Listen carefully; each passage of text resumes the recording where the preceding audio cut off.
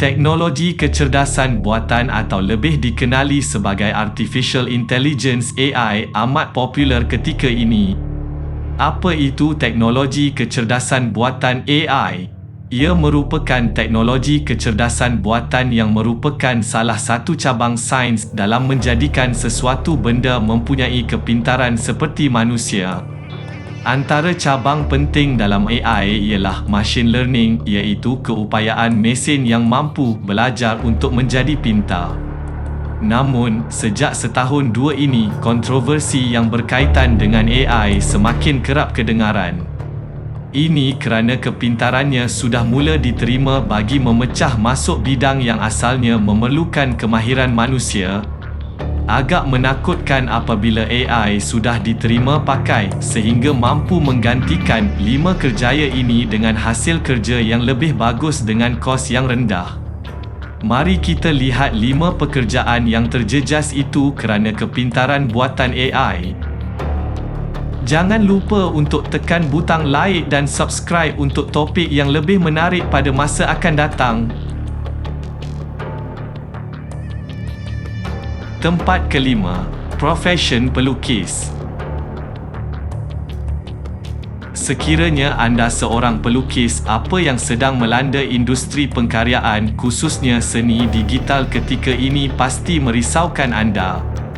Kemampuan AI menghasilkan karya lukisan sudah mendapatkan hasil yang sangat halus lebih daripada manusia, membolehkan sesiapa saja mengeluarkan karya lukisan digital hanya dengan menaip beberapa ayat sebagai kata kunci panduan.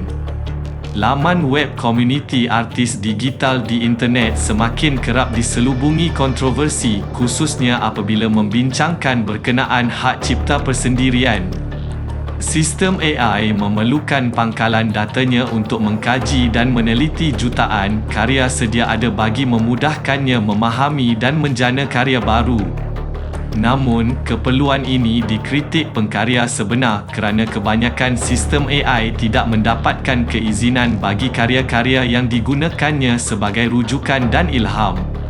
Lebih menyedihkan, karya yang dihasilkan oleh AI adalah interpretasi berbeza karya-karya sedia ada, yang jelas meniru atau mereka bentuk semula menjadi karya baharu ciptaan AI.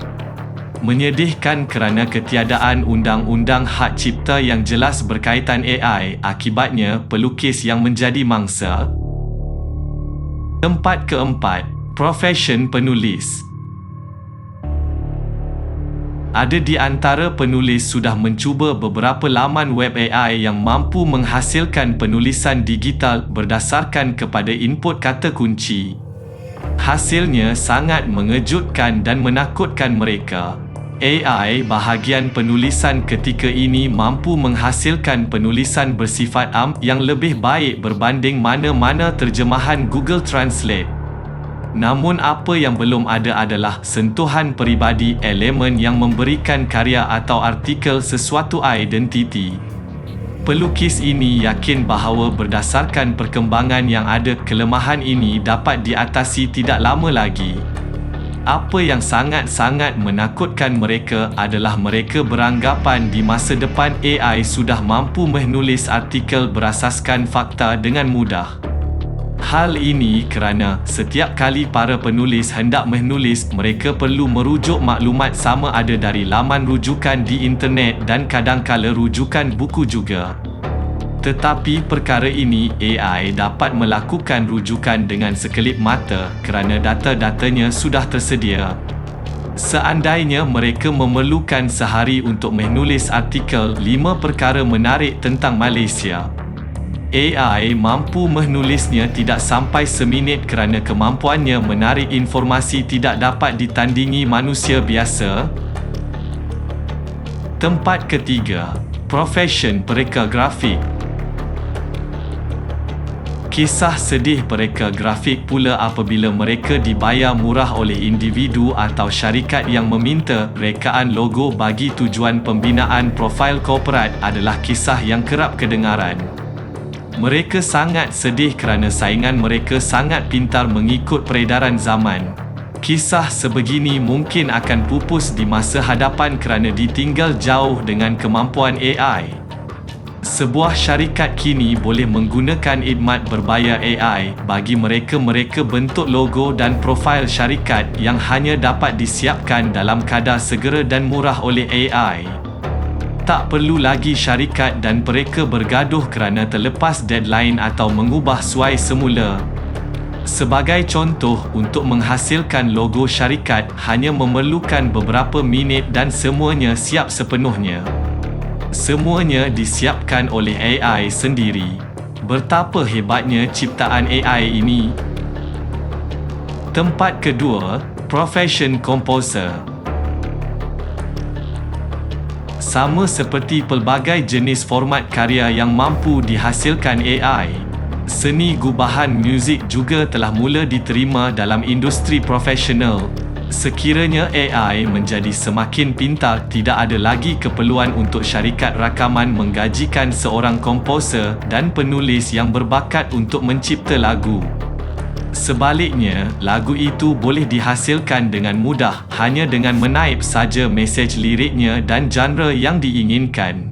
I don't wanna keep on second guessing.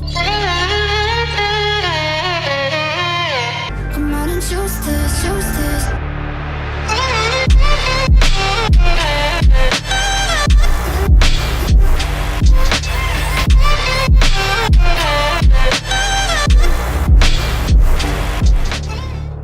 Tidak sampai beberapa minit, terhasillah sebuah lagu untuk dijual kepada pendengar. Lebih menguntungkan, bayaran royalti tidak perlu lagi dikeluarkan kepada komposer atau penggubah lagu. Keuntungan 100% akan diterima oleh syarikat rakaman atau jika perlu dikongsi, akan dikongsikan dengan syarikat pengendalian AI tersebut. Sekiranya anda semua lihat AI bahagian penghasilan lagu sudah mempunyai keupayaan untuk menghasilkan album lengkap, tetapi kebanyakan vokalnya masih memerlukan khidmat suara manusia. Akan tetapi, pada masa depan tidak mustahil penyanyi atau vokalis pun tidak lagi diperlukan kerana AI sudah mampu menjana suara mengikut ketetapan syarikat rakaman. My friends say, get out of your comfort zone. It's a blessing in disguise. Get out of what you call home. Your name is written in the sky. Tempat pertama, pempengaruh media sosial. Kemampuan AI menjana seorang pempengaruh maya bukan saja terhad kepada penciptaan watak, malahan AI juga mampu mereka bentuk kandungan berteraskan identiti seorang pempengaruh popular yang akan mengakibatkan masyarakat dunia mudah diperdayakan, iaitu mengikuti perjalanan karya seseorang yang sebenarnya sudah tiada. Syarikat pengendali AI sebegini juga boleh menyebarkan apa saja mesej yang mereka suka melalui siaran tanpa kita sedar bahawa kita sebenarnya sedang diperdayakan. Bersandarkan kepada teknologi AI, syarikat pengendali bukan sahaja mampu melahirkan pempengaruh lengkap serba-serbi berbakat dalam pelbagai bidang mengacara, menyanyi dan berlakon, tetapi juga mampu menggantikan seorang pempengaruh sebenar yang lebih terhad kemampuannya. Silap-silap ada di antara kita ketika ini sudah pun terjebak mengikuti rutin hidup seorang pempengaruh media sosial yang sebenarnya hanyalah nilai binari dan angka tetapi diberikan watak ibarat manusia biasa. Suka atau tidak, AI adalah ciptaan manusia. Jadinya, manusia yang lebih bijak daripada kecerdasan buatan AI walau apapun terjadi. Manusia perlu meningkatkan kemahiran dan pengetahuan dari masa ke semasa untuk kekal relevan dalam perkembangan teknologi serba canggih. Kerja-kerja yang boleh dilakukan tanpa memerlukan daya fikir yang tinggi boleh digantikan oleh AI. Namun begitu, kerja-kerja yang memerlukan daya fikir aras tinggi, memerlukan sentuhan emosi dan kemahiran membuat keputusan akan tetap memerlukan manusia untuk dilaksanakan. Oleh itu, kita perlu berada di dalam industri dan posisi yang betul berada dalam arus AI yang sangat laju berkembang. Kemahiran yang sangat berharga dalam arus AI juga patut kita tingkatkan dalam diri supaya kita dapat bersama-sama mencipta kejayaan yang lebih besar. Jangan lupa untuk tekan butang like dan subscribe untuk topik yang lebih menarik pada masa akan datang. Terima kasih atas sokongan anda.